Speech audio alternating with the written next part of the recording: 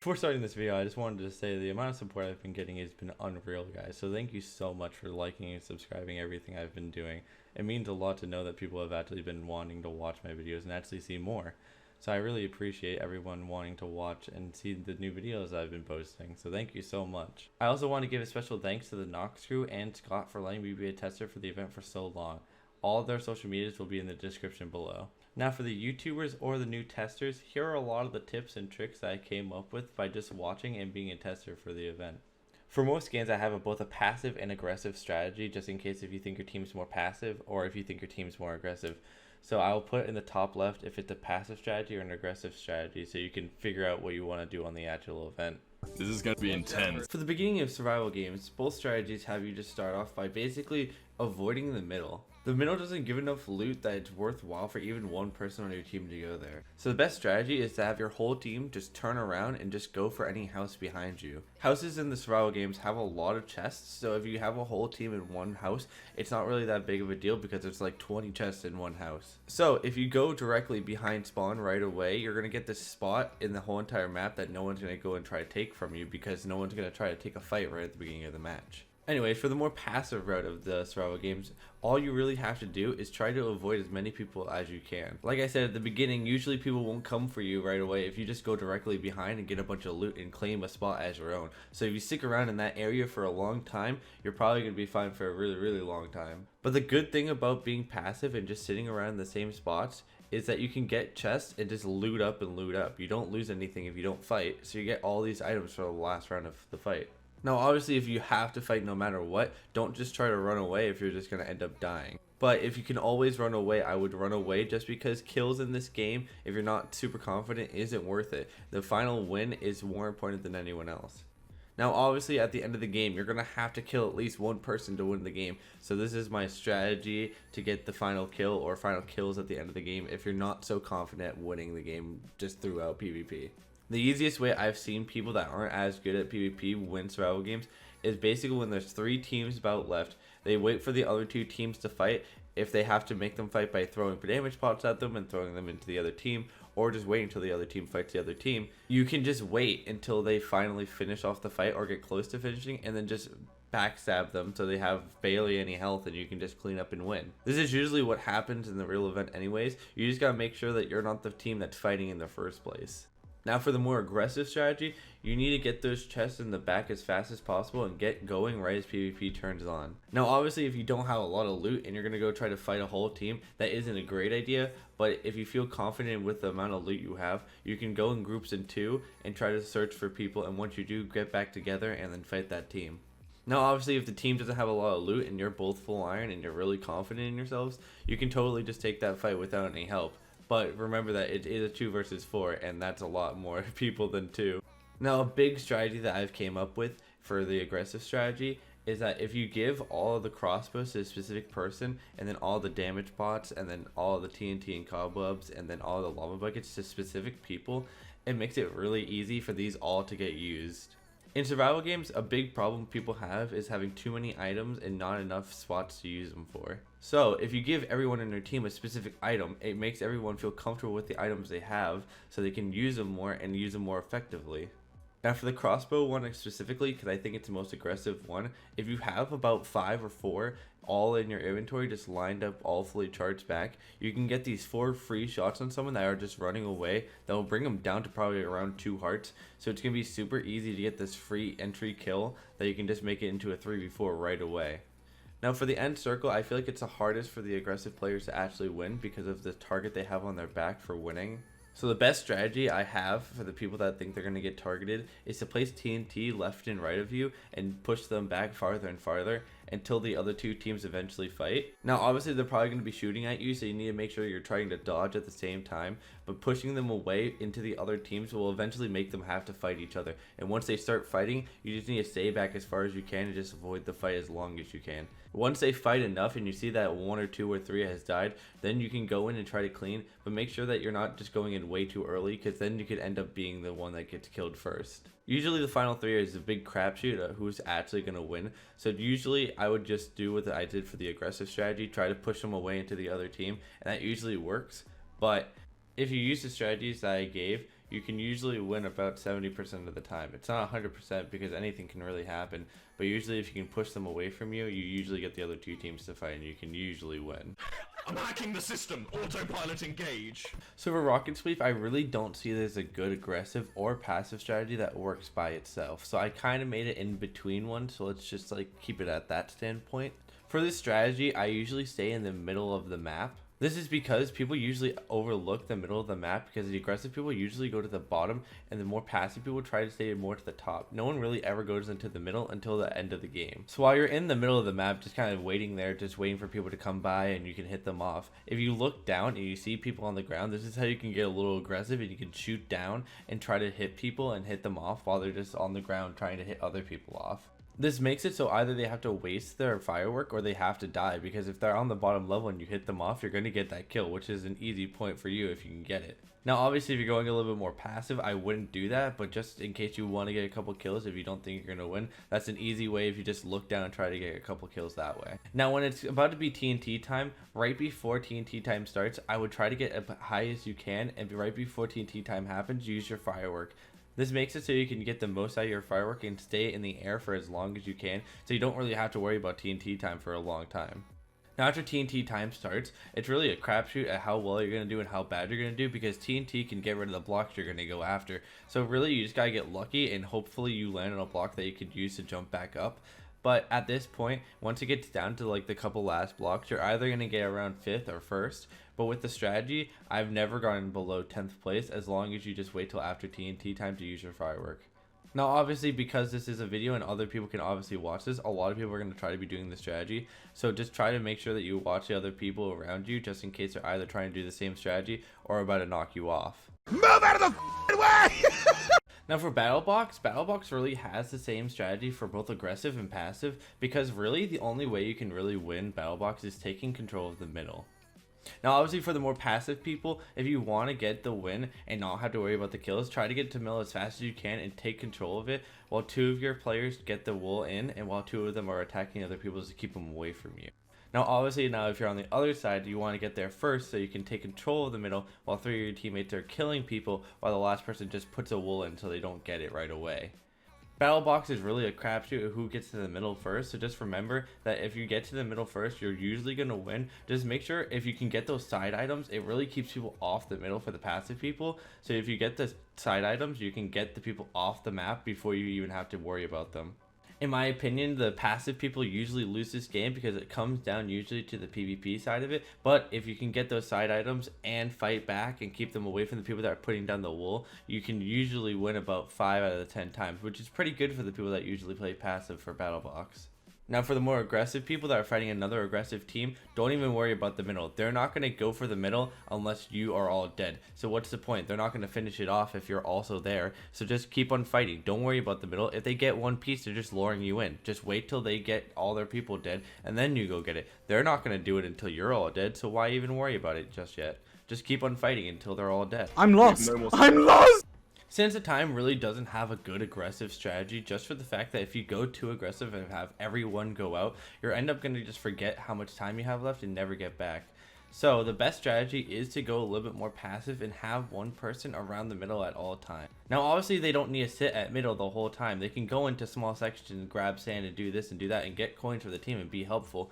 But usually that person stays in the middle and just keeps the sand that the people give to him, just because you want to have a time person just so you don't forget what you're doing. Now a big tip that I can give to people that people usually make a mistake on is that if you have a piece of parkour that is way too hard for you and you know that you can't do, or maybe that someone else can do, just say, hey, there's this type of parkour, I can't do it, but it's over here if you want to do it. And if they can't do it either, it's probably not that important anyway, so just forget about it. Like, who cares? It's just like 1 or 2 pieces of coins. Like, who cares? You're gonna just die for it. Why do that? Besides that, a lot of communication comes into Sands of Time, knowing where the vault keys are and who has what vault keys. So if you can keep communication going really well and remember where everything is, it's all about that. You just have to remember everything and then just remember all your keys. Besides that, just don't get stuck and then keep someone in the middle keeping track of time at all times. And when he says there's around 30 seconds left with no more sand, I would start getting back because that's usually the amount of time you need to get back from wherever you are. If we win, it's Pog. If we lose, it's for the lore. So obviously to get to the other side to whack a fan is all about just getting away from the crowd and just getting away from all of the people punching you. So the easiest strategy that I've figured out that you can do without having to get in anyone's way is right before the timer starts, you can get a free jump just right in front of everyone else. If you just time it very well, that will lead you just to be in front of the people because you're getting momentum.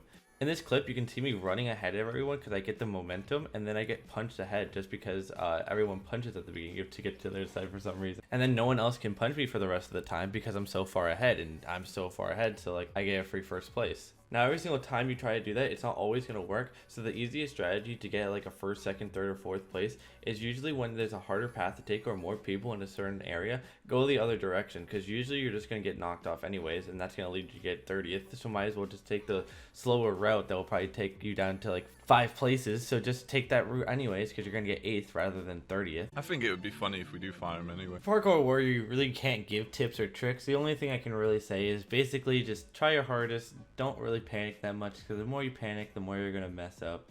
And yeah, just make sure you try your best and don't really get that frustrated if you can't do it the first time.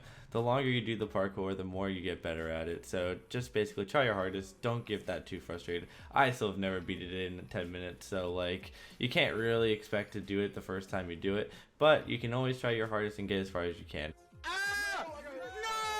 Now, hole in the wall, there's really no good strategy besides the fact that you can have everyone communicating really well and telling each other which wall is coming which way. Now, usually I use the colors because I think it's harder to use the directions than the colors. So using the colors, it's just like, oh, red, and then everyone just looks towards the red color, not like, oh, is that south? Oh, is this west? Like, I feel like it's a lot easier to just look at a color than look at like a direction.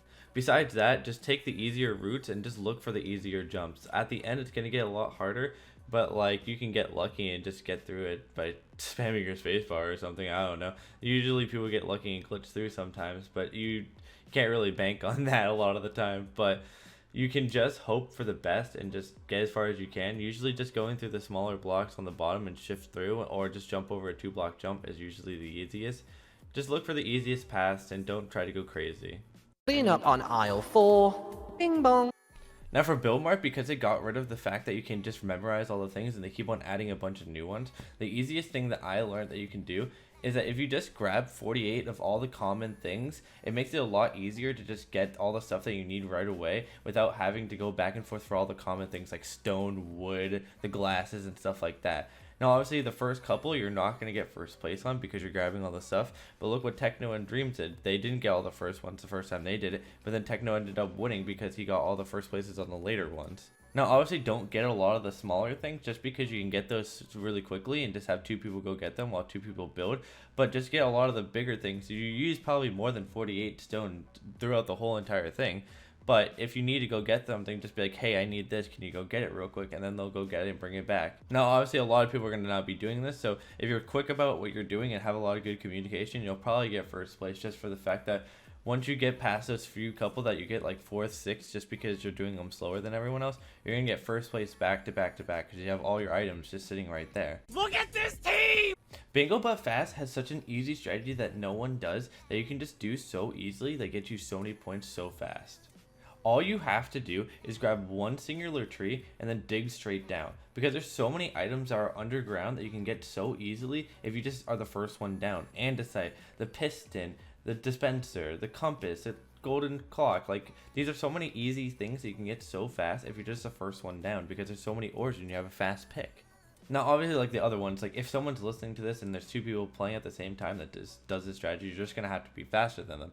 But an easy thing that your other teammates can do, because only obviously one person on your team can do this, you can have them do specific ones. Like one person can go for animal things, one person could go for wood things, one could go for miscellaneous things like bookshelves and bricks.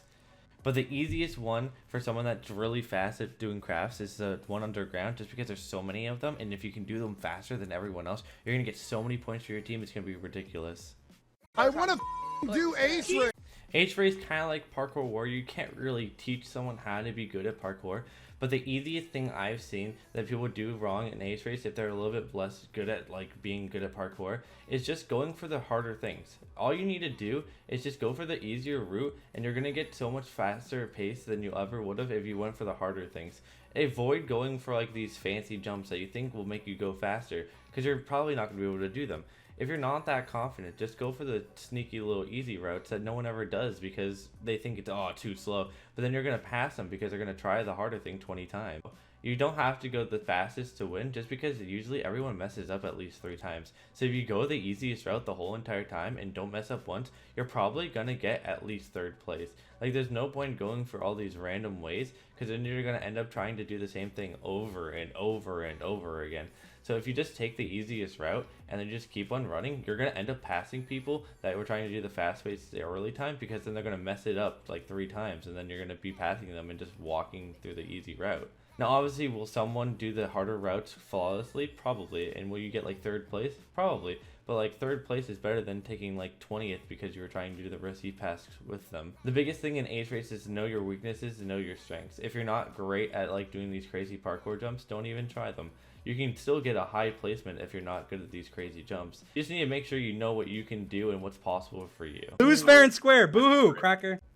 My Skyblockle strategy has you just completely ignore the cobblestone generator just because it's so worthless. All you have to do is grab the dirt and then go immediately to the stone in the back with all the ores in it, because then you can just mine all the stone there. It's like mining the cobblestone generator but faster, and you don't have to worry about all the stone falling into the lava.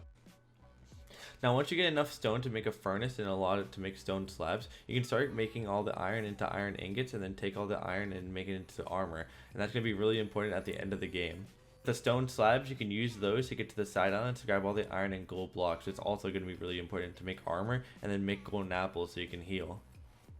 Now, when you're going to leave the main island and go to the other islands, go for the ones that are nether brick and the enchanting ones, because those give you shields and you can get enchantments at the enchanting island, obviously. Now, once you get all your stuff, you should have around 2 full sets of iron armor and a couple gapples with fully enchanted. Now, after this, you can do either the passive route or the aggressive route. The passive route has you go up to the top of the map and just sit up there, because then you can, at the end of the game, just wait till everyone's done fighting and then just go down, or just wait up there until you feel like comfortable going down, because then you'll have a bunch of gear, golden apples, all these things that you can just have to fight the last team, and then you'll probably win because you have 2 full irons just sitting up there, just waiting to go down on the people that were just fighting. And that's such an easy way to win, and having 4 people alive at the end of Skyblockle is insane for points.